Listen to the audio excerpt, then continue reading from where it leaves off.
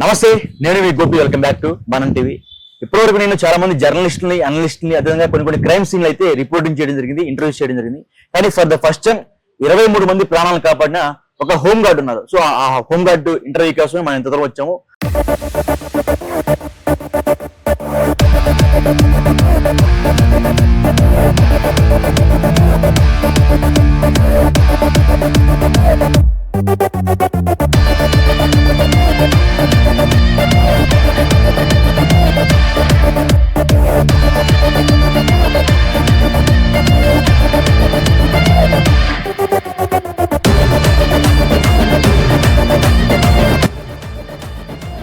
ప్రస్తుతం మనం Maheshwaram police station దగ్గర ఉన్నాము.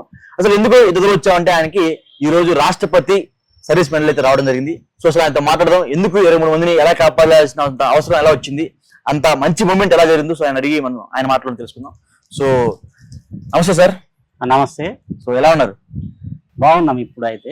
ఓకే, ముందుగా మనం టీవీ నమస్కారాలు. నా పేరు మంత్రి ఈశ్వరయ్య, పెండ్యాల్ గ్రామం, మహేశ్వరం మండలం. 3 పిల్లలు నాకు. భార్య మంత్రి ఉమారాణి, మా బిడ్డ పేరు మంత్రి అఖిల, ఫస్ట్ ఇయర్ డిగ్రీ హైదరాబాద్ లో చదువుతుంది. పెద్ద బాబు భానుప్రసాద్, ఫస్ట్ ఇయర్ శంషాబాద్. సంపత్ కుమార్ చిన్న కొడుకు 10th క్లాస్ చదువుతున్నాడు ఇప్పుడు. అంటే ఒకటి సార్, మీకు ఇప్పుడు ఎప్పుడు మీరు ఈ సర్వీస్ జాయిన్ అయ్యారు? పోలీస్ డిపార్ట్మెంట్ లో ఎప్పుడు జాయిన్ అయ్యారు? అదే చెప్పండి. అప్పుడు ఏం లేకుండా మా గరీబ్ కుటుంబం అయితే, ఇక్కడ ఏం లేక 2000 బ్యాచ్ హోమ్ గార్డ్ గా రిక్రూట్మెంట్ జరిగింది అప్పుడు. ఓకే, అప్పటి నుంచి మేము ట్రైనింగ్ చేసుకున్నాం అంబర్పేటలో. అంబర్పేట తర్వాత మాకు పోస్టింగ్ మహేశ్వరం పిఎస్ లోనే ఇచ్చిర్రు, దగ్గరనే ఇచ్చిర్రు. అప్పుడు 10 years ఇక్కడే మహేశ్వరం పోలీస్ స్టేషన్ లో చేసిన తర్వాత మళ్ళీ 5 years 10 years తర్వాత మళ్ళా ఇబ్రాహీంపట్నం పోయినా. ఇబ్రాహీంపట్నంలో అందులో ఒక 5 సంవత్సరాలు అక్కడే చేసిన. తర్వాత మళ్ళీ కందుకూరుకు ట్రాన్స్ఫర్ చేసిర్రు, అక్కడ 6 సంవత్సరాలు చేశా. అక్కడ నుంచి మళ్ళీ సరూర్ నగర్ పోలీస్ స్టేషన్ కు బదిలీ కావడం జరిగింది. నేను అక్కడ నాకు చాలా ఇబ్బందులు ఎదురైనాయి. ఇబ్బందులు అంటే ఏ విధమైన ఇబ్బందులు? ఎవరైనా మిమ్మల్ని లేదు, పై అధికారులు కాకుండా నాకు లాంగ్ ఎక్కువ అయింది. చాలా తిండి తినకుండా, అది తినకుండా బాగా పోరాడుతుంటే అక్కడ చాలా ఇబ్బందులు ఎదురయ్యి. మధ్యన మా సిఐ సీతారాం సార్ ఉండే, అక్కడ నాకు చాలా ఇబ్బందులు ఎదురవుతున్నాయి కాబట్టి పొద్దున పోవాలి, సాయంత్రం రావాలంటే నాతోనే అయితలేదు సార్ అంటే, సరూర్ కట్ట మీద అవుట్ పోస్ట్ ఉంటది. అవుట్ పోస్ట్ లా 24 hour డ్యూటీ ఉంటది, 24 hour రెస్ట్ ఉంటది. అక్కడికి వెళ్ళిపో అంటే అక్కడికి వెళ్ళిపోయా. ఓకే, అంటే ఇప్పుడు 24 గంటలు డ్యూటీ అంటే మీరు చేయగలిగారా? 24 గంటలు ఫ్యామిలీకి దూరంగా ఉండి, లేకపోతే నిద్ర లేక, సో అలా మీకు ఇబ్బంది కలలా? చాలా ఇబ్బంది అయ్యేది. అట్లా కూడా 24 గంటలు డ్యూటీ చేయాలన్నా ఇబ్బంది, 24 గంటలు ఇంటికన్నా ఇబ్బంది, అట్లా అవుతుండే. ఓకే, 24 గంటలు ఒకే చెక్ పోస్ట్ రూమ్ లో ఉంటే మీకు భయం అయ్యేదా? భయం అవుతుండే, ఒక్కనే కట్ట మీద కాబట్టి. అది నైట్ పూట చాలా భయం వేస్తుండే. లాక్ వేసుకునేవాడు, లాక్ వేసుకొని పండుకుంటుండే. అప్పుడప్పుడు చెకింగ్ ఆఫీసర్ కూడా వచ్చి నన్ను లేపి చెకింగ్ రాసిపోతుంది. ఇంకా ఏంటంటే చెప్పండి, ఇంకా ఏంటంటే అక్కడ చాలా మంది జులాయిగా తిరిగేటోళ్ళు, ఏది తాగుడు, తల్లిదండ్రులు కొట్టడము, తిట్టడము, చిన్న పిల్లల కాడికి వెళ్ళి పెద్ద ముసలిళ్ళ వరకు అక్కడ ఆత్మహత్యలకు చాలా మంది వస్తుంటారు. చెరువులో మీరు ఎక్కడైతే పోస్టింగ్ లో కాపలా, మేము అక్కడైతే సీసీ కెమెరాలు ఉంటాయి, ఆ సీసీ కెమెరాలు చూసుకుంటా కూర్చుంటుంటే చాలా మంది వృద్ధులు, పిల్లలు అంతా నేను ఎందుకు బతకాలి, నేను చావాలి అని బాగా వస్తున్నారు అక్కడికి. ఫస్ట్ ఏమైందంటే ఒక 2 చచ్చిపోయారు. మేమున్నప్పుడే ఫస్ట్ ఎక్కిన 2-3 రోజులకే ఒక 2 చావడం జరిగింది. అప్పుడే మా సిఐ సార్ పిలిచి, నువ్వేం చేస్తున్నావు ఇక్కడ, నిన్ను ఎందుకు ఎట్టినా, వాళ్ళు ఎట్లా చచ్చిపోయిర్రు, నువ్వు కాపాడాలిగా అంటే, సరే సార్ నాకైతే ఇప్పటి వరకు ఆ ధైర్యం రాలేదు, మీరు ధైర్యం ఇస్తున్నారు కదా, నేను ఇప్పటి నుంచి నేను చూపెడతా అని సచిన వాళ్ళని వచ్చినట్టుగా. అంటే 3 సంవత్సరాలు చేసినాక 3 సంవత్సరాల ఒక 23 మంది దుంకుతూనే ఉన్నారు, తెస్తూనే ఉన్నారు, దుంకుతూనే ఉన్నారు, తెస్తూనే ఉన్నారు. నెలకు, వారానికి అట్లా ఎవరో తప్పనిసరిగా వస్తారు. అంటే ఆత్మహత్య చేసుకోవడానికి చాలా మంది వస్తూ ఉంటారు కదా? వస్తూనే ఉంటారు. ఎవరైనా సరే మీరు ఆత్మహత్య చేసుకొని మళ్ళీ బయటకు తీసినప్పుడు బతికున్నారు చాలా మంది? 23 మందిలో అందరు బతికే ఉన్నారు. ఒక్క శవం కూడా అక్కడ రానియలే, నేను ఒక్కరిని కూడా చావనీయలే. అందరిని తాళ్ళు వాటికి గుంజుకొచ్చడం, దమ్ము రావడం, నాకు సీసాలన్నీ ఊచుకపోవడం, ఆ చెరువులో అంటే బీచ్ ఇప్పుడు తాగి చెరువులు చాలా లోతు ఉంటది కదా, మీకు ఈత కూడా చాలా బాగొచ్చా? చాలా లోతుంటది. నేను ఇక్కడ మా ఇంటి దగ్గర బలరకాడు ఉంటాయి, బావుల దగ్గర అప్పుడు ఫుల్ నీళ్లు బావులలో. ఓకే. అప్పుడు ఈ ఆయుధం లొట్టలు కట్టుకొని బాగా ప్రాక్టీస్ చేసేది. అక్కడ బర్రు మేపేది, ఇక్కడ ప్రాక్టీస్ ఏ బాయిలనా దుంకేది పోయి. మా ఫ్రెండ్స్ నేనంతా మాస్ దుంకి బాగా ఈత ప్రాక్టీస్ బాగా నేర్చుకున్నా. ఇక అక్కడ ఎవరు దుంకితే వాళ్ళని తీసుకొచ్చేది. మా అధికారులు కూడా నువ్వు అంత దూరం పోతావు కదా, దుంకుతావు కదా, నిన్ను పట్టుకుంటారు కదా అంటే పట్టుకోనియకుండానే నేను పోతా. ఆ మాత్రం ఆడపిల్ల అయితేనేమో ఎంటకలు. ఆడపిల్లలు కూడా దిగుతారా? ఆడపిల్లలు కూడా. ఓకే. ఇప్పుడు ఎంతమంది సుమారు ఆడపిల్లలు మీరు కాపాడినట్టు? ఆడపిల్లలు ఒక 10 మంది ఉంటారు. 10 మందిని ఆడపిల్లలు కాపాడారు. 10 మంది బతికే ఉన్నారు కదా? బతికే ఉన్నారు. ఓకే. ఆ బతుకున్న వాళ్ళ దాంట్లో కూడా నాకు గిట్ట అప్పుడప్పుడు కలుస్తుంటారు. బతుకున్న 10 మంది ఆడపిల్లలు మీరు కాపాడారు కదా, వాళ్ళలో మీకు బాగా అంటే ఈ సమస్యకి వీళ్ళు చనిపోవడానికి వచ్చారు అని మీకు ఇప్పుడు అనిపించిందా? అనిపించింది. ఎవరు వాళ్ళు ఏంటంటే మా భర్త తాగి వస్తుండు, నడుపుతలేడు సరిగా, అన్ని జులాయిగా తిరిగి డబ్బులు అన్ని తాగడానికే పెట్టేస్తుండు, ఇక నేను బతకలేనని వచ్చి దుంపుతారు చాలా మంది ఆడపిల్లలు. ఓకే. ఇంకా మగపిల్లలు ఏంటంటే తాగడము, జోడబ్బాయిలు తినడం, ఆ తినడం, ఆతికే ఇబ్బందులు, పని చేయకపోవడము, డబ్బులు లేకపోతే వచ్చి పడడం, దూకేస్తారు. అట్లా వృద్ధులు ఏంటంటే నా కొడుకు నా కోడలు నాకు గంజి పోస్తలేరు, అయ్యో నేను ఏం చేయాలి, నా బతికేందుకు అని పడిపోతారు. ఇది ముసలోళ్ళు కూడా నా కొడుకు కూతురు పోషించట్లేదు, నా కోడళ్ళు సాచిపోమ్మన్నది అని వచ్చి దుంకడం. అవును. ఇంకొకటి లవ్ మ్యారేజ్ వాళ్ళు కూడా ఉన్నారా? లవర్స్ కూడా ఉంటారు. వాళ్ళు లవర్స్ మాకు పెళ్లి చేయకపోతే మేము వచ్చి దుంకుతాం అని అట్లా కూడా లవర్స్ కూడా దుంకిరు. వాళ్ళని కూడా బయటకు తెచ్చి వాళ్ళకు మ్యారేజ్ అయ్యేటట్టు చూసిన నేను. మీరు చూసారా? లవర్స్ మీరే పెళ్లి చేస్తారు? మేము పెళ్లి చేయలే గానీ అవగాహన కల్పించి ఎక్కడైతే పోతారో వాళ్ళ తల్లిదండ్రులు వీళ్ళ తల్లిదండ్రులు పిలిపించి కౌన్సిలింగ్ ఇచ్చి ఏమి కాదు, వాళ్ళ బతుకుతారు అని చెప్పి అట్లా కూడా ఒక 4-5 అట్లా సక్సెస్ అయిపోయినాయి అవి. అంటే ఇప్పుడు సార్ మీరు చాలా మంది కాపాడారు కదా, చాలా మందిలో మీరు హోమ్ గార్డ్ కాబట్టి చాలా తక్కువ జీతం కూడా ఉంటది. సో ఎవరైనా తీసుకొని సార్ మాకు మా వంతు సహాయం ఇవ్వడం జరిగింది కదా, మనీ ఏమన్నా? అట్లాంటి సమయంలో కొన్ని సహాయం కూడా చేస్తుంటే నేను. అవునా? ఎందుకంటే తాగి పైసలు లేకుంటారు చూడు. అంటే నేనేమన్నా అంటే వాళ్ళు మీకు ఇచ్చారా అని? వాళ్ళు ఎలాంటివి ఇవ్వలేదు, నేను గిట్ట అడగలే, నేను తీసుకోను కూడా. ఇంకొకటి, కట్ట మీద ఎవరైనా సరే ఆకలికి అలమటిస్తుంటే ముసలు వృద్ధులు గాని తిండి లేక నిద్ర లేక అక్కడ పడి ఉంటే వాళ్ళని లేపి నీళ్ళు ఇచ్చి తాపిచ్చి హోటల్కి పోయి అన్నం తెచ్చి నీళ్ళ బాటలు తెచ్చి ఇస్తుంటే నేను. అంటే ఇప్పుడు ఒకటి మీరు పిల్లలకి ఫుడ్, తల్లిదండ్రులకి ఫుడ్ పెట్టలేకపోతున్నారు, అలాంటి వాళ్ళు నా కొడుకు నన్ను చూసుకోవట్లేదు వచ్చి దూకేస్తున్నారు అన్నారు కదా. అవును. సో అలాంటి వాళ్ళు కూర్చోబెట్టి మీరు మాట్లాడే వాళ్ళ పిల్లలతో? వాళ్ళతో మాట్లాడిన, పిల్లలను కోడలను పిలిపించి కూడా కౌన్సిలింగ్ ఇచ్చినాము. ఎవరైనా పెద్ద మనుషులు వాళ్ళు చేసుకున్నారు, బతికిరు మంచిగా. ఇప్పుడు చేత కాకుండా అయింది, మీరు కన్నారు కదా మిమ్మల్ని మీరు పెట్టుకోవాలి అని కౌన్సిలింగ్ ఇచ్చి పంపించేస్తుంది. వాళ్ళకి ఫోటోలు కొట్టుకుని వాళ్ళకి కౌన్సిలింగ్ ఇచ్చి నాతో కానప్పుడు సరునార్ పోలీస్ స్టేషన్ మా సిఐ గారి దగ్గరికి తీసుకెళ్లి అక్కడ కూడా కౌన్సిలింగ్ ఇస్తుంది. అట్లా జరుగుతుంది అంతా వ్యవస్థ అంతా. అంటే ఈ 10 సంవత్సరాల కాలంలో మీరు అక్కడ డ్యూటీ చేసి 10 సంవత్సరాలు అవుతుందా? 10 ఏళ్ళు? నేను డ్యూటీకి 23 years. సరునార్ పిఎస్ లో అక్కడ సరునార్ పిఎస్ లో 2020, 21, 23 3 ఏళ్ళు అక్కడ డ్యూటీ చేశారు కదా. 3 ఏళ్ళు అక్కడ పక్క డ్యూటీ చేసిన. అంత మందిని కాపాడారు కదా, వాళ్ళల్లో చాలా లోతులు కూరుకుపోయి చాలా మంది ఉంటారు, దూకేసి పడిపోయి మునిగిపోయి పైకి రాని సందర్భం చాలా ఉంటాయి. సో అలాంటి సందర్భంలో మీరు కాపాడినప్పుడు మీకు ఏమన్నా కాళ్ళకి చేతులు తెచ్చుకోవటం కానీ అలాంటి జరిగినాయా? అప్పుడు ఎక్కువ హైట్ ఉన్న వాళ్ళు, బాగా దొడ్డుగా ఉన్న వాళ్ళు జర శాత కాకపోతే తాళ్ళు వేస్తుంటాయి. కొబ్బరి అవి ఉండే, ఏది కొబ్బరి బొండలు అమ్మేటోళ్ళ దగ్గర తాళ్ళు ఉండే. తాళ్ళు నాకు ఎగిరి నాకు దమ్ము వస్తుంది, వీడు లేస్తలేడు నాకు అని తాళ్ళు వేస్తుంది. తాళ్ళు వేసి లాగుతుంటే నా చేతులకు అన్ని బీర్ సీసాలు, ఇవన్నీ బీర్ సీసాలు కోసుకోమని. ఓకే, చూసుకోవచ్చు మనం ఇక్కడ మొత్తం తెగిపోయి ఏళ్ళు కూడా. ఇవన్నీ బీర్ సీసాలు. ఇంకోటి గణేష్ లేసిన సీకులు కాళ్ళకు ఇట్లా చీరేది రక్తాలు వచ్చేది. అప్పుడు మళ్ళీ హాస్పిటల్ చూపించుకుంటే తగ్గేది. ఒక 2-3 సార్లు ఏం జరిగిందంటే నీళ్లు మింగడం జరిగింది ఆ డ్రైనేజ్ వాటర్. అంటే అంత మురికి నీళ్ళు కదా, మురికి నీళ్ళు డ్రైనేజ్ ఫీల్ కదా. అట్లా నేను ఏం ఫీల్ కాలేదు. అట్లా కూడా అవుతుందని ఆ నీళ్లు కూడా మింగడం జరిగింది. మా సార్ వాళ్ళు వచ్చి 108 పిలిపించి కామినేని హాస్పిటల్లో జాయిన్ చేసినాం. కామినేని హాస్పిటల్లో జాయిన్ చేస్తే ఒక 2 రోజులు అడ్మిట్ లో ఉన్నా. అప్పుడు నీళ్ళని తీసేసి పైప్ పెట్టి అప్పుడు జర కోలుకున్నా. మళ్ళీ ఇప్పుడు నాకు చాలా ఇబ్బందిగా ఉంది, ఇక్కడ బాగా వస్తుంది. ఆ నీళ్లు డ్రైనేజ్ వాటర్ కదా, విషం నీరు అది. అది ఇక్కడ లివర్ దెబ్బ తిన్నాయి కొంచెం. ఇప్పుడు కూడా నాకు ఇంట్లో నొస్తా ఉంటది, ఇంట్లో బాగా గుంజుతుంటది అప్పుడప్పుడు.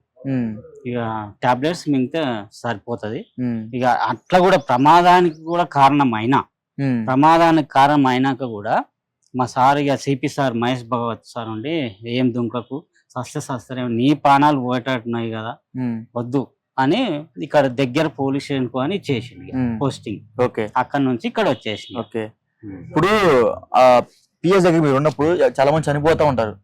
చనిపోయినప్పుడు ఏమన్నా మీకు విచిత్రమైన కేకలు గానీ లేకపోతే దయ్యాలు గానీ ఉంటాయి కదా, చాలా మంది మనం మాట్లాడుకుంటా ఉంటాం కదా, అలాంటి ఇప్పుడు కనపడింది కదా. అక్కడ దయ్యాలు గిట్ట ఏమి ఉండవు గానీ వీళ్ళే నేను చచ్చిపోతా నువ్వు ఎందుకు కాపాడుతున్నావు, నన్ను ఇడిచిపెట్టు, నన్ను వదిలిపెట్టు అని కేకలు వేస్తారు లేడీస్ గిట.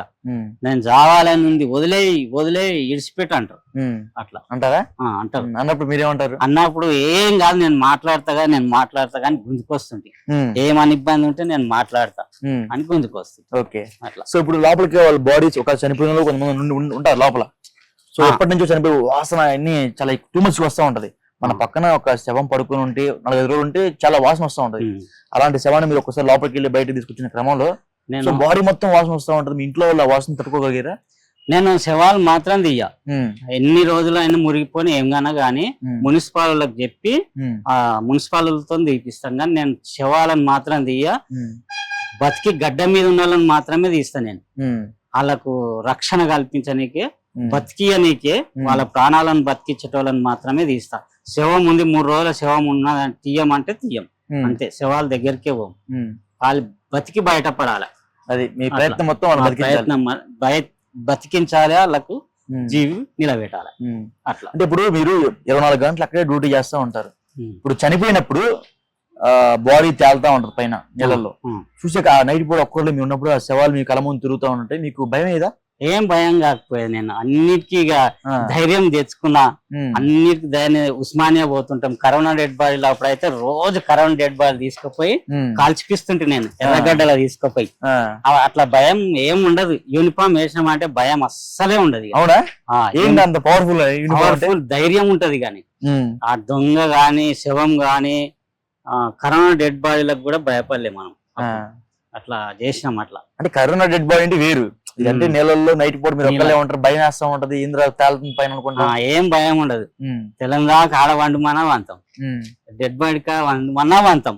అట్లా బాగా వన్నాం. అట్లాగే వండుకున్నారు. అట్లా కూడా వండుకున్నాం. అంటే పోలీస్ జాబ్ అంటే చాలా మందికి చేతరించుకుంటారు కొంతమంది. వీళ్ళు దొంగలు రాయిలు డబ్బులు డిమాండ్ చేస్తా ఉంటారు, లేకపోతే లంచాలు తీసుకుంటా ఉంటారు అని. సో అవన్నిటికీ మీరు పూర్తిగా దూరంగా విభిన్నంగా ఉన్నారు. మీరు కేవలం సమాజ సేవ కోసమే పనిచేస్తున్నట్టుగా మాకు కనపడుతుంది. సమాజ సేవ కోసమే పనిచేస్తున్నా. ఇంకోటి, నాకు కాకి యూనిఫామ్ అంటే చిన్నప్పటి నుంచి బాగా ఇష్టం ఉండే. అవునా? ఎట్లాగానే కాకి యూనిఫామ్ తెచ్చుకోవాలి వంటి మీద, కానీ చాలా పట్టుదల బట్టి తెచ్చుకున్నది.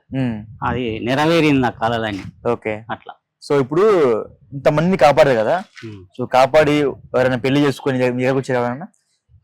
2-3 జంటలు వచ్చినాయి పెళ్లి చేసుకుని. ఏమని? ప్రేమ జంటలు మాత్రం వచ్చినాయి.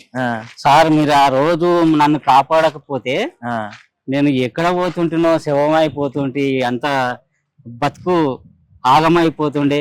ఇప్పుడు మంచిగా అయినాం, మీరు దేవుడు సార్, మీ వల్ల మేము మంచిగా ఉన్నాం ఇప్పుడు అని అంటారు. వాళ్ళు అంటారు. మళ్ళీ భార్య భర్తలు కొట్లాడుతారు, వాళ్ళు కూడా అంటారు నేను నా భార్య నిడిచిపెట్టి ఎప్పుడో చచ్చిపోతుంటే మీరు ఉన్నారు కాబట్టి నేను ఇప్పుడు బతుకున్నా, కష్టం చేసుకుంటున్నా, నా పొట్టకు నేను బతుకుతున్నా, నా భార్య పిల్లలను బతికించుకుంటున్నా అని అంటారు అక్కడ. ఇప్పుడు కూడా సరున్నారు కట్ట మీద పోతే ఇప్పుడు కూడా నా బండి కదలనే రాడికెళ్ళి. అవునా? ఆ దుకాణం ఈ దుకాణం ఉండు సార్, లివాడ్స్ ఎక్కడ పోతే మమ్మల్ని నిడిచిపెట్టి, ఎక్కడ పోయినావు సార్, మీ దిక్కు పోయినావు మమ్మల్ని నిడిచిపెట్టి అంటారు. అంత ఫేమస్ అయిపోయింది. అంత ఫేమస్ అయిపోయింది. అంటే మీ అంతా ఓపెన్ గా మాట్లాడుతున్నారు అంటే చాలా సంతోషంగా మాట్లాడుతున్నారు. మీరు చేసే పనిని మీరు చాలా ఆస్వాదిస్తున్నారు. చాలా మంది అట్లా ఉండరండి. ఎందుకంటే ఎంత ఒంటి మీద యూనిఫామ్ ఉన్నా సరే ఆ యూనిఫామ్ న్యాయం చేయరు చాలా మంది. సో మీరు కేవలం సమాజ సేవ లేకపోతే ఏమైనా చనిపోతుంటే వాళ్ళని కాపాడుతున్నారు చూసేవా, అది చాలా గ్రేట్ అండి. సో ఎందుకంటే మీరు సమాజం దృష్టిలో ఒక మెట్టు ఎక్కేశారు. అదేనా? సమాజం దృష్టిలో మీరు ఒక మెట్టు ఎక్కేశారు. సో ఇంకోటి అండి, మీ ఇంట్లో వాళ్ళు ఇట్లా మీరు కాపాడుతూ వస్తూ ఉంటారు కదా, నీకెందుకు చెరువులు దూకటం, నువ్వు చనిపోతే నీ పరిస్థితి అనరా? మా ఇంట్లో వాళ్ళు, మా ఫ్యామిలీ, మా భార్య గిట ప్రజలకు సేవ చేయడమే బాగుంటది. ఉట్టిగా బతికితే ఎవడు కేర్ చేయడు. నువ్వు టైం డ్యూటీకి వెళ్ళిపో, టైంకు ఎనీ టైం టిఫిన్ కడుతుండే మా భార్య ఉండి, టిఫిన్ వెళ్ళిపో, నువ్వు duty time to time maintain చేయాలి. ఇంకోటి మనకు పుణ్యమన్న వస్తుంది, పిల్లలకన్నా వస్తుంది, మనకన్నా పుణ్యం వస్తుంది. ఆ ప్రాణాలను కాపాడేది ధర్మము అని అంటుండే మా భార్య. బాగా చెప్తుండే, ఎప్పుడంటే అప్పుడు లేస్తుండే, టిఫిన్ కడుతుండే, అట్లా ఎంకరేజ్ బాగా చేస్తుండే. అదేలే అట్లా. ఇంకొకటి ఏంటంటే మా ఫ్యామిలీ ఏంటంటే ఇంత మందిని కాపాడినవు, అవార్డు బాగానే ఉంది, ఇంకేమన్నా జర పెద్ద పోస్ట్ గానీ మన పిల్లలకు గానీ మన ఉద్యోగాలు ఇస్తారేమో అనిపిస్తుంది. అంటే ఒకటండి, హోమ్ గార్డ్ అంటే ఒక్కసారి జాబ్ లో జాయిన్ అయిన తర్వాత మళ్ళీ రిటైర్ అయిన దాకా కూడా అదే హోమ్ గార్డ్, అదే హోమ్ రెట్టింపు అనేది. మీకు ఏమన్నా ఇట్లా కష్టపడ్డారు కదా, ఏమన్నా మీ సిపి గారి నుంచి ఏమన్నా స్పెషల్ గా ఏమన్నా రిక్వైర్మెంట్ ఉందా? రిక్వైర్మెంట్ ఉంది. అది ఎవరికి రాలేదు, రాష్ట్రపతి మెడల్ అంటే ఎవరికి రాలేదు, ఎవరు కూడా చెప్తలేరు. అధికారులు పై ఆఫీసర్ మాకే రాలేదు, మాకు ఏమొస్తుంది అందులో తెలుస్తలేదు. ఒక ఆఫీసర్ 5 లక్షల వరకు ఇస్తారు అంటారు, 25 లక్షలు అంటారు. ప్లాట్ గాని ఇల్లు గాని ఇస్తారు. అది ఇంకోటి ఫ్లైట్ ఫ్రీ, ట్రైన్ ఫ్రీ, బస్సులు ఫ్రీ ఉంటాయి అందులో అని అంటున్నారు. కానీ ఏ ఆఫీసర్ నాకు వచ్చింది గింత వచ్చింది అన్నవారు ఎవరు లేరు. ముందు అవార్డులు పక్కన పెడితే మీ జీవితాంతం ఇట్లా హోమ్ గార్డ్ గా బతకాలంటే మీకు విరక్తి కదా? ఇక వచ్చినాము, డిపార్ట్మెంట్లకు వచ్చినాము, సర్వీస్ కూడా అయిపోతుంది, ఇంకా 10 ఏళ్ళు ఉంటది. ఇక ఏదో నడుచుకుంటున్నా అంతే. ఇక నాకు పెద్ద ఉద్యోగం వద్దు, ఏమొద్దు, నా పిల్లలను మంచిగా చదివించుకొని మంచి ఉద్యోగాలు చేయించుకుంటే నాకు అంతే తృప్తిగా ఉంటది. అంటే ఇన్నేళ్ళ మీ జర్నీలో ఏ రోజైనా సరే మీకు బాధపడిన సందర్భం ఏమైనా ఉందా? ఏం బాధపడలే, ఎప్పుడైనా బాధపడలే. వానల ఎండల చలి అన్ని ఓర్చుకుంటూ చేసుకుంటూ వచ్చిన. ఇంకోటి ముఖ్యంగా ఏంటంటే సిపి మహేష్ భగవత్ మనకు మంచి దేవుని లాంటోడు. ఇప్పుడు ఆయన మా కుటుంబ సభ్యులతో మేము మరవలేము ఆయనను. ఆయన వల్లనే నేను అవార్డు కొట్టిన. ఆ సార్ను అయితే మరవలేకపోతున్నాం. చాలా దేవుడు మనకి. మా పిల్లలు కూడా అంటుంటారు, ఆ సార్ పుణ్యాన ఇంత పైకి ఎదిగినాం మనం అని అంటుంటారు. ఇక అట్లా. అంటే కూతురు అంటే మీ కూతురు ఉంది కదా? మా కూతురు అంటే తండ్రికి చాలా ప్రేమ ఉంటది. సో మీ కూతురు ఎప్పటికీ చెప్పలేదా, నాన్న వద్దు నాన్న నీకు ఎందుకు ఈ రిస్క్? ఎవ్వరు కూడా అడ్డం రారు నాకు, ఎవ్వరు కూడా చెప్పలేదు. ఈ రిస్క్ పడాలి, పడితేనే పేరు ఉంటది అని అంటారు వాళ్ళు కూడా.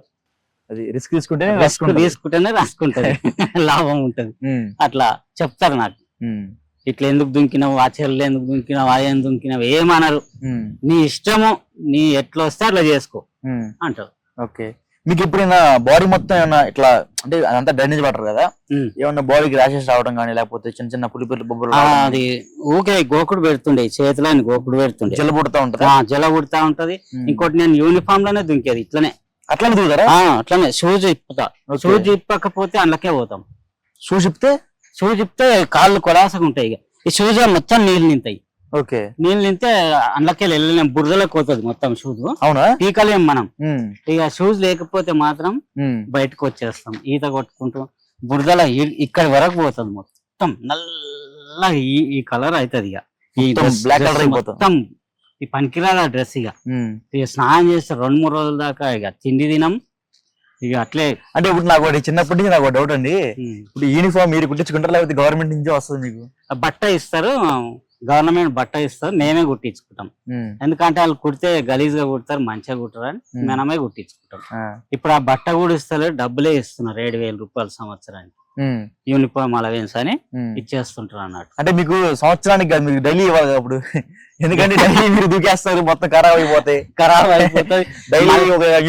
ఉతుకోవాలి, మళ్ళీ ఇస్త్రీ చేసుకోవాలి. ఒక 10 జతలు ఉంటాయి, అట్లనే ఇస్త్రీ చేసుకోవాలి, ఉతుకోవాలి, ఫ్రెష్ చేసుకొని మళ్ళీ వేసుకోవాలి. అట్లా. అట్లా మీకు 10 జతలు ఇచ్చారా? 10 ఉంటాయి, 10-20 ఉన్నాయి ఇప్పుడు నాకు. అందరికి ఇస్తారు, మీకే ఇస్తారు? అట్లాగా అందరికి ఇస్తారు. అంటే బురదలో దూకేస్తారు కదా. ఇక ఎంఈఆర్ అట్లాంటిది ఏముండదు కానీ సంవత్సరానికి ఒక 7,000 రూపాయలు ఇస్తారు. అందులోనే యూనిఫామ్ కుట్టించుకోవాలి, షూస్ తెచ్చుకోవాలి, అంతే ఇక. ఓకే, ప్రతి సంవత్సరం మీకు అలవెన్సెస్ ఉంటాయి ఇది బట్టలకి 7,000 ఇస్తారు. అదే నాకు చిన్నప్పటి నుంచి డౌట్, అరే వీళ్ళేంద్రా జీవితాంతం ఈ డ్రెస్ లో ఉంటారు పోలీసు వాళ్ళు, వాళ్ళకి కొత్త డ్రెస్ కుట్టించుకోవాలా లేకపోతే వాళ్ళు ఎవరు అయింది. సో నాకు అనిపిస్తా ఉంటది ఒక్కసారి వాళ్ళ కలర్ కూడా మార్చిపోతా ఉంటది. సో ఇంక ఇట్లానే ఉంటది వీళ్ళు, అలా వెలిచిపోతుంటాయి ఎండలకు. ఇక అది అట్లా వెలిచిపోయినా పడేస్తాం, ఇక పడేసి మళ్ళీ కొత్తది తీసుకుంటాం, కొత్తది కుట్టించుకుంటే అయిపోతుంది. ఓకే, అట్లా. అంటే ఇప్పుడు అండి ఒకటి హోమ్ గార్డ్ జాబ్ అంటే కానిస్టేబుల్ కన్నా చాలా చిన్నది, చాలా చిన్నది. కానిస్టేబుల్ అంటే ఇంకా హైయర్ యాక్టివిటీస్ ఉంటాయి. అంటే ఒక 10 తర్వాత సరే ఆయనకి ప్రమోషన్ వస్తుంది అని వచ్చిన నమ్మకం ఉంటుంది ఆయనకి. సో మీకు ఆ నమ్మకం ఉండదు, బాధ ఏదండి అట్లా? ఇక బాధ అంటే మనము దేనికి సెలక్షన్ కాలే, అప్పుడు ఎక్కడ దిక్కు లేక హోమ్ గార్డ్ జాబ్ ఎక్కినాం, అదే తృప్తిని ఇస్తుంది, అదే బాగుంది అని ఎక్కడ పోలేం, మనం అంతా సంతోషపడుతున్నాం. ఒక హోమ్ గార్డ్ సుమారు నెలకు ఎంత వస్తుందండి? నెలకు అప్పుడు ఎప్పుడు నేను 2000లో 1,200, అప్పుడు 1,200 పనిచేశారు. మా ఫ్రెండ్స్ మా ఊరోళ్ళు అంతే ఏమైనా పిచ్చకుంట్ల జాబు ఏందిరా నువ్వు ఇడిచిపెట్టేసే అంటారు. కానీ నేను ఇడిచిపెట్టాను, నాకు ఇదే కావాలి, ఎన్ని వేలు వచ్చినా సరే ఇదే కావాలి, ఇట్లనే ఉంటా నేను, నాకు ఏదో దాంట్లో అట్లా ఇష్టం అన్నట్టు. ఎన్ని పైసలు వచ్చినా తృప్తి అట్లా. అంటే మీ జాబ్ లో జాయిన్ అయినప్పుడు 1,200 జాయిన్ అయ్యారు? 1,200 ఉండే అప్పుడు. ఇప్పుడు 30,000 వస్తుంది. ఇప్పుడు నెలకు 30,000 వస్తుంది. 30,000 వచ్చినా మళ్ళీ ఖర్చులు ఉంటూనే ఉంటాయి, ఆ ఖర్చు అంతకే ఉంటది. అప్పుడు 1,200 వచ్చిన ఆ ఖర్చు అంతకే ఉండే, ఇప్పుడు 30,000 వచ్చినా గానీ ఆ ఖర్చు లెవెల్లోనే ఉంటుంది. అది అంటే ఇప్పుడు అడగొచ్చకూడదు, ఇప్పుడు మీరు లంచాలను తీసుకుంటారండి? లంచాలు అసలు నేను ఎప్పటికీ తీసుకోలేదు. నాకు వచ్చిన జీతమే చాలు, అవసరం అయితే మా భార్య కూలిపోతుంది, కూలిపోయి ఆమె చేసుకుంటది, ఆమెనే చేసుకుంటది. నేను ఇంట్లో కన్నీ చేస్తా గానీ ఆమె ఖర్చులు ఆమెనే చూసుకోమని చెప్పిన. కానీ వాళ్ళని డబ్బులు అడగాలి, వీళ్ళని డబ్బులు నాకు ఇష్టమే ఉండదు అసలు అట్లా. ఓకే, అంటే ఇప్పుడు మీ హైయర్ ఆఫీస్ దగ్గర నుంచి మీకు ప్రెజర్ ఏమైనా ఉంటుందా? ఎందుకు నీకేమో అవసరం వెళ్ళకుండా, లేకపోతే ఇంకా వేరే పని చేసుకో అనే వాళ్ళు చెప్తారు మీకు? మా పై అధికారులు కూడా ఎవ్వరు చెప్పారు, ఏదో నడవని అని చెప్తారు. మంచిగా ఉండాలి, మంచిగా చేసుకోవాలి, ఉద్యోగం బాగా చేయాలి, ఇట్లా మంచి మంచి పేర్లు వస్తుంటాయి. అప్పుడప్పుడు ఎవరు కూడా ప్రెషర్ ఏం పెట్టలే ఇప్పటి వరకు. నన్ను అందరు మంచిగా పేరు తెచ్చుకున్నా, చిన్నప్పటి నుంచి కూడా మంచి పేరు తెచ్చుకున్నా, మంచిగా ఆఫీసర్లతో మంచిగా ఉంటాను నేను ఎప్పుడైనా. వాళ్ళు కూడా ఎంకరేజ్ చేస్తారు నాకు. అంటే ఒకటండి, ఇప్పుడు హోమ్ గార్డ్ జాబ్ కి చాలా తక్కువ వస్తారు సమాజంలో కావచ్చు, లేకపోతే డిపార్ట్మెంట్ లో కూడా చూసుకోవచ్చు. వాళ్ళ పని కన్నా ఆఫీస్ లో సర్వీస్ చేయడం ఎక్కువ ఉంటుంది. లైక్ టీ అందించడం కానీ, లేకపోతే టిఫిన్ తీసుకుంటా బయటికి వెళ్ళడం అని ఉంటదండి. నిజమేనది? అప్పుడు ఉండే, ఎప్పుడు 2005 వరకు ఉండే. అప్పుడు ఆఫీసులలో పనిచేసేది, ఆఫీసర్ల దగ్గర బట్టలు ఉతుకుడు, అది ఛాయలు అందిడు. కానీ అట్లా లేదు ఇప్పుడు. ఎవరు రాజశేఖర్ రెడ్డి వచ్చి నుంచి మొత్తం ధ్వంసం చేసేసిండు. ఓన్లీ పోలీస్ స్టేషన్ లా వాళ్ళకి పని చెప్పొద్దు, వాళ్ళు కూడా ఒక అధికారం, ఒక యూనిఫామ్ వేస్తారు, వాళ్ళకి ఎలాంటి పని చెప్పొద్దు, ఎవరి పనులు వాళ్ళు చేసుకోవాలని అప్పటికే తీసేసి ఇప్పుడు ఎవరు చేస్తలేరు అట్లా. యూనిఫామ్ వేస్తే అట్లా గలీజ్ గా చేయకూడదు అని చెప్పి. అంటే ఇప్పుడు నడుస్తున్న కొన్ని అధికారులు హోమ్ గార్డుల్ని చాలా చులకంగా చూస్తారు. సిటీలో అక్కడ వేరే డిస్ట్రిక్ట్ లలో ఉంది. ఇప్పుడు మన సైబరాబాద్ గాని, రాచకొండలని అట్లాంటి ఇప్పుడు ఏవి జరుగుతలేవు అట్లా. ఇప్పుడు మాత్రం అన్ని పోయినాయి. ఇప్పుడు ఎవరి డ్యూటీ వాళ్ళు చేసుకుంటున్నాం. అదే జరుగుతా ఉంటే కామన్, తెలిసే ఉంటది, కామనే, ఓపెన్, అది దాచిపెట్టలేము కూడా దాన్ని. సో ఇంకోటి సరికి అండి, మీ ఫ్యామిలీ మొత్తం మీ ఫుల్ సపోర్ట్ అన్నారు కదా, మీ బంధువుల నుంచి కానీ మీకు ఏమన్నా ఎందుకు కొత్త పనులు చేస్తా ఉంటావు, బంధువులు కూడా ఎవ్వరు ఎదురు మాట్లాడరు. ఇక ఆ డ్యూటీ అని ఇష్టం, ఆ డ్యూటీలు ఎట్లా జరిగితే అట్లనే జరుగుతుంటది. ఇక మనం చెప్తే వినడు, అట్లనే చేసుకుంటూ పోతాడు అని ఇక వాళ్ళ డ్యూటీ వాళ్ళు ఇష్టం అంటారు మా బంధువులు కూడా. ఓకే, ఇప్పుడు ఆ సర్వీస్ మెడల్ వచ్చింది కదా, దాన్ని ఏం చేస్తారు? సర్వీస్ మెడల్ వస్తే అది ఎట్లా వస్తుంది, ఏం చేయాలి, మెడల్ వేసుకుంటారా, ఇంట్లో పెట్టుకోవాలన్నా నాకేం అర్థం అవుతుంది. అది వచ్చినాకనే ఆఫీసర్లు కూడా ఎవరు చెప్తలేరు అట్లా. ఆ మెడల్ వస్తుంది, జేబుకి పెట్టుకోవాలన్నా, ఇంట్లో పెట్టాలన్నా అని ఆ వచ్చిన వాళ్ళే లేరు అసలు, ఆఫీసర్లు వచ్చిన వాళ్ళు లేరు. వచ్చిన వాళ్ళు ఉంటే కనీసం చెప్తుంది, కానీ ఇప్పుడు అంత అవగాహన లేదు. మెడలు బంగారం ఇస్తారా లేదా ఇట్లా బంగారం ఇస్తారా? గోల్డే ఉంటది, బంగారం మెడల్ ఇస్తారు. బంగారం మెడల్, గోల్డ్ మెడల్ ఉంటుంది. అమ్ముకుంటారు. గోల్డ్ మెడల్ ఇంకా సర్టిఫికెట్ ఉంటది. సర్టిఫికెట్ లా అన్ని అలవెన్స్లు ఉంటాయి అందులో. ఏమేమి ఉండాలి, ఏమి ఇవ్వాలి, ఇల్లు ఇవ్వాలనా, ప్లాట్ ఇవ్వాలనా, ఇంకా అలవెన్స్లు, స్కూల్ పిల్లల ఫీజు అంటున్నారు. అది ఎంతవరకు నిజం అనేది అందులో రాసి ఉంటాయంట. ఆ రాసిన బట్టి దానికి ఓకే అయిపోతుంది. ఇప్పుడు గోల్డ్ మెడల్ ఉంచుకుంటారా అమ్మేసుకుంటారా? ఉంచుకుంటా, దాన్ని అమ్మేస్తేగా దాని ప్రభావం ఉండదు. అంటే అది బంగారం కదా, గుర్తింపు అనేది ఉండదు. బంగారం కదా, అమ్మేస్తే గుర్తింపు అనేది ఉండదు. మెడల్ వేసుకొని తిరుగుతా. ఓకే, అప్పుడు మీ సీనియర్ అధికారుల ముందర కొంచెం సిపి సార్ మహేష్ భగవత్ దగ్గరికి పోతే అవి వేసుకొని ఆయన రాస్తూనే వచ్చింది, ఆయన పుణ్యాన ఆ మెడల్ వచ్చేసింది. ఓకే, 3 సార్లు క్యాన్సిల్ అయింది, 3 సార్లు ఢిల్లీ నుంచి క్యాన్సిల్ అయింది. ఢిల్లీ నుంచి ఢిల్లీలో పంపిండు 3 సార్లు, అక్కడ క్యాన్సిల్ అవుతుంది. ఢిల్లీ పోలీసులు క్యాన్సిల్ చేస్తుంది.